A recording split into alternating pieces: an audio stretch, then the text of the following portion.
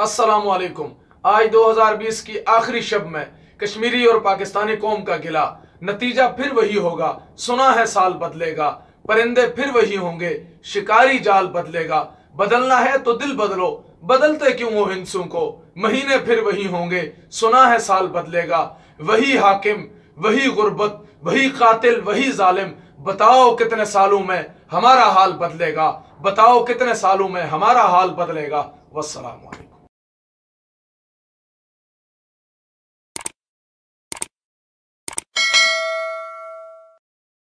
कश्मीरियों को जुर्म मोहब्बत की आखिर सजा क्यों दी जा रही है? उठो लोगो, बगावत से कयामत का समा कर दो। तुम्हें खामोश रहने की ये आदत मार डालेगी। अगर रियासत तुमको बचानी है तो सियासत छीन लो इनसे, वरना इस रियासत को सियासत मार डालेगी। कश्मीरी वसीयत करता है कि मुझे पाकिस्तानी परचम में लपेट के दफनाया जाए। कश्मीरियों की जानवरों तक की भी अहमियत नहीं है। तबीब बनकर जो आ गए हो, मैं नीम जहाँ था तो तुम कहाँ थे। बहार आई तो आ गए हो, धुआं धुआं था तो तुम कहाँ थे।